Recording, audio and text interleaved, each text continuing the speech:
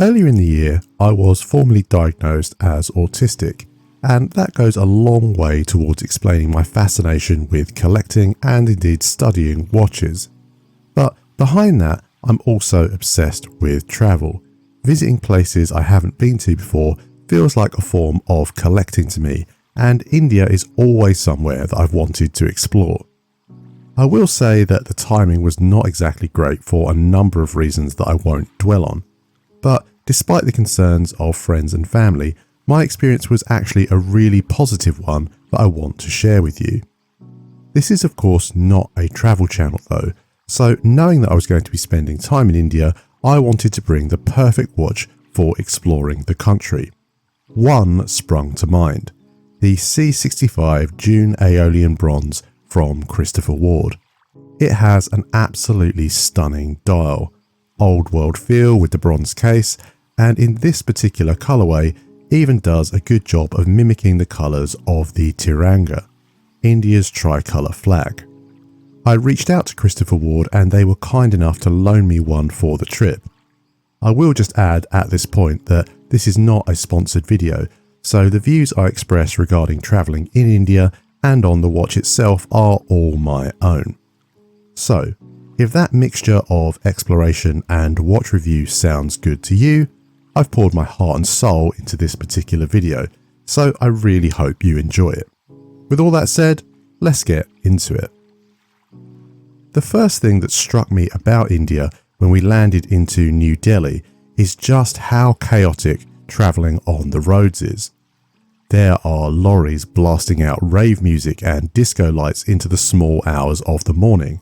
No such thing as a one-way road, and the markings on the road mean seemingly nothing. In India, the single biggest concern is how powerful your car horn is.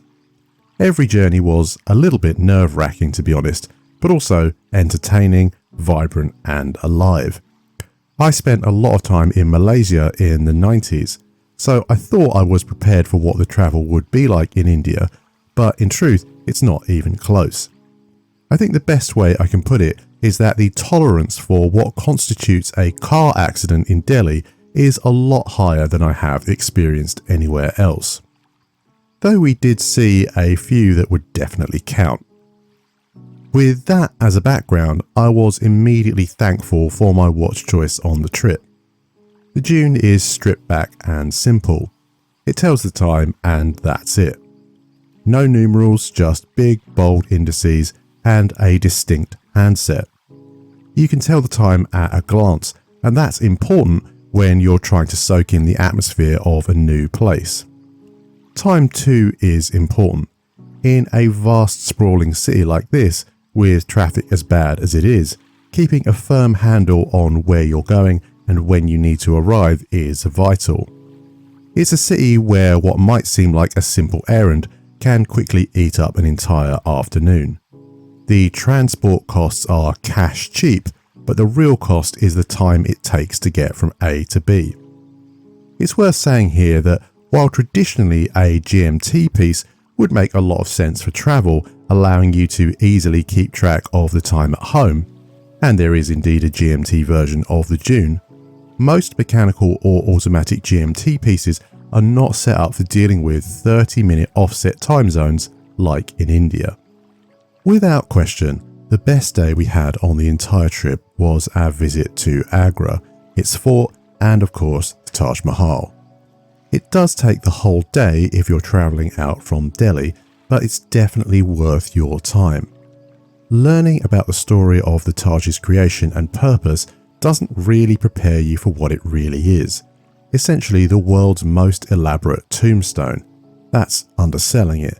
It's so impressive in person, though the sections of both the fort and the Taj that would have been gilt in gold and jewels have all been stripped by this point.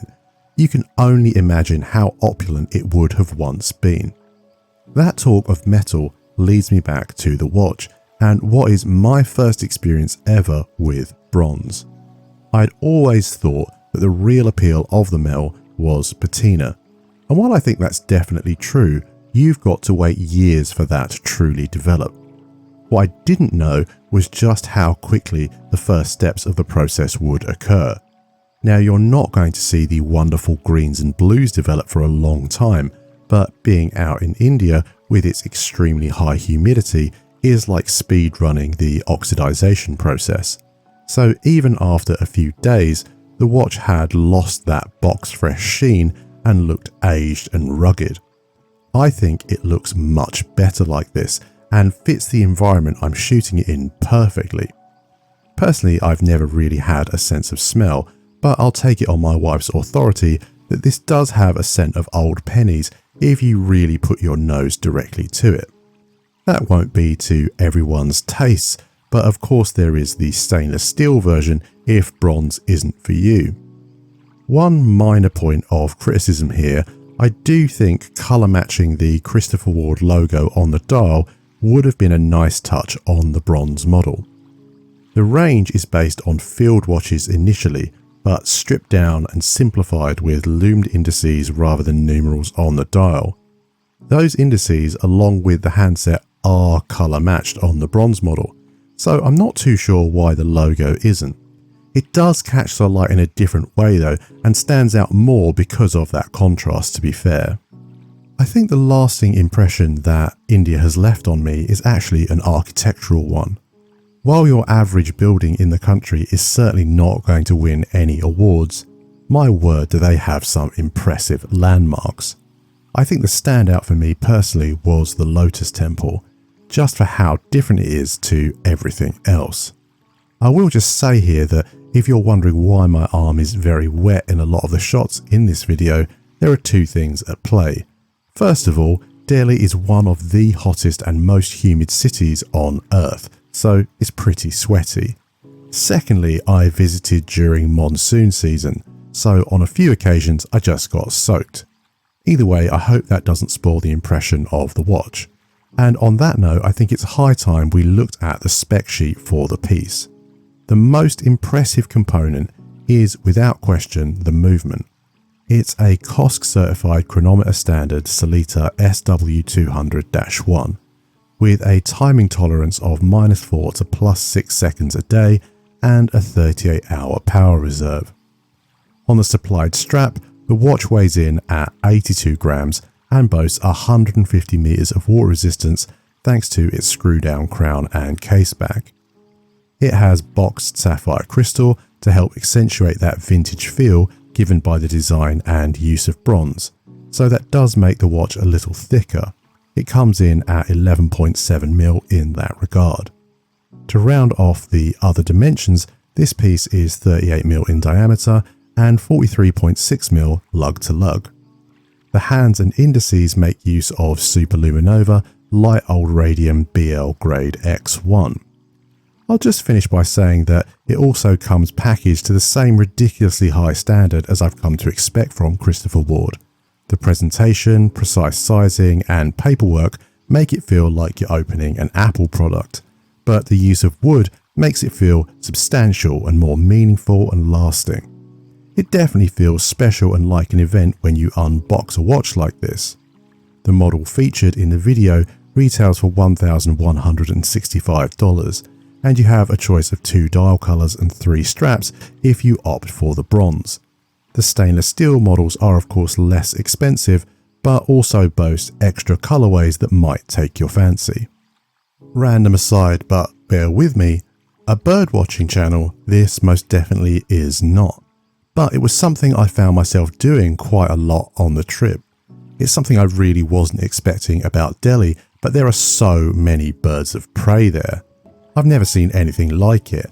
Our hotel had the pool on the roof to avoid the smog and noise of the city, and from that vantage point you could see quite literally hundreds of birds of prey across the city itself. I'm not remotely an expert, but a Google search tells me that a lot of them are pariah kites. That idea of the unexpected brings me back to the Dune, and in particular its dial. Christopher Ward have started to do some really interesting work with their dials, with the 12 in particular being a notable step towards far more intricate work. The dial on the Aeolian is based on the dune of Pelat, the largest sand dune in Europe, located in southwestern France.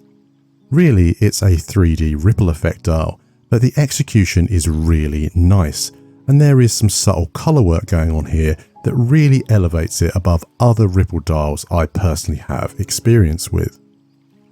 Before we get into my final thoughts on the watch, I would like to share some travel tips if this footage inspires you to visit India.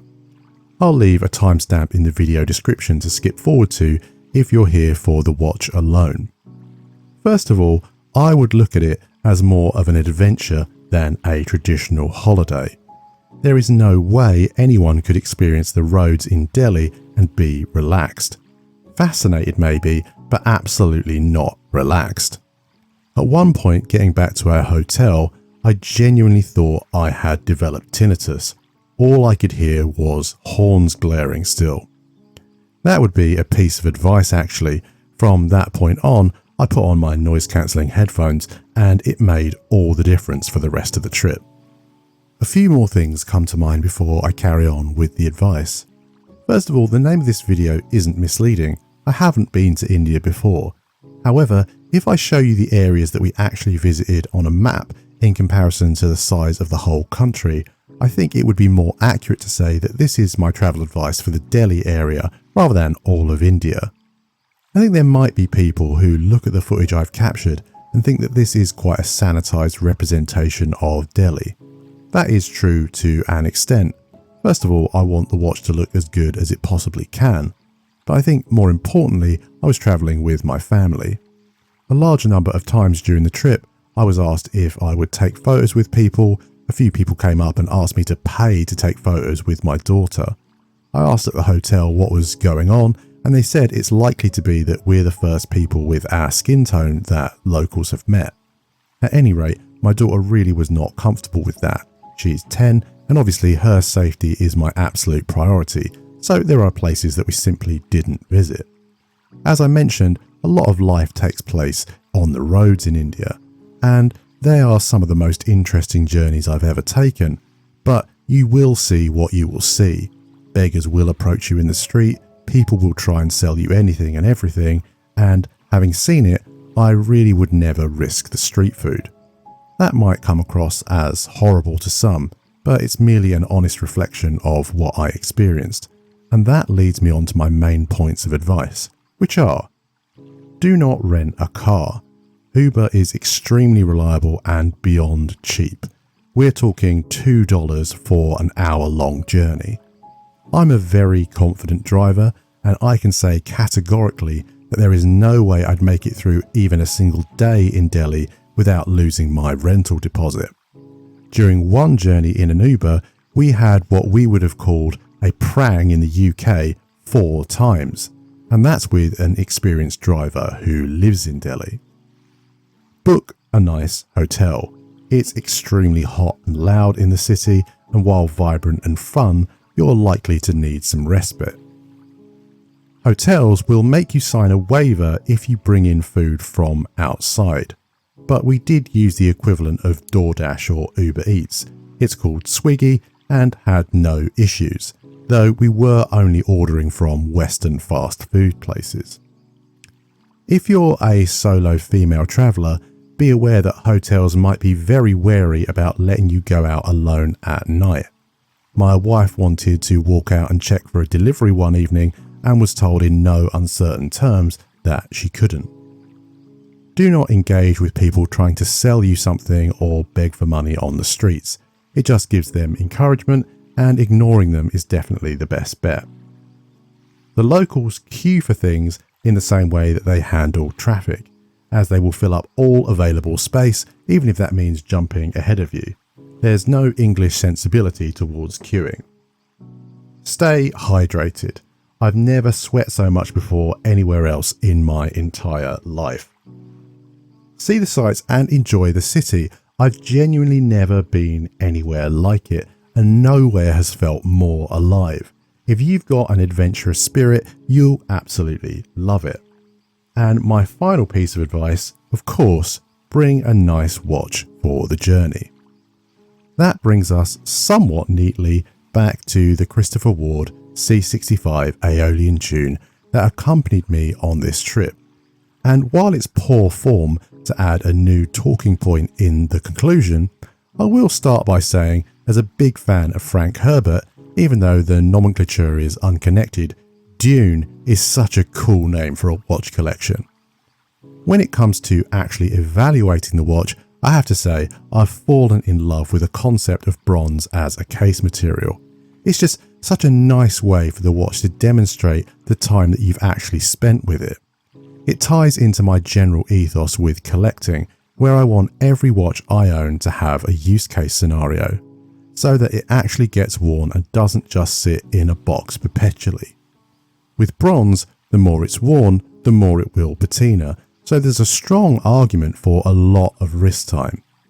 If it wasn't evident enough from the video, I'm a big fan of this watch and would wholeheartedly recommend it, especially if you're going somewhere you can make some real memories with it. I really hope you've enjoyed this video. It took a lot of metaphorical blood, but actual sweat and tears to put together. I'd love to get some feedback on this hybrid travel and watch review concept. Let me know what you think. As a final aside, I will just say that of course this is not the only video that I've put together on this trip, and I'm in the process of putting one together on the history of watchmaking in India. If that is of interest to you, it'll be coming out in the next month or so. As ever, thank you for your time. If you've enjoyed what you've seen or found it informative, consider dropping the video a like and subscribing for more content like this in future.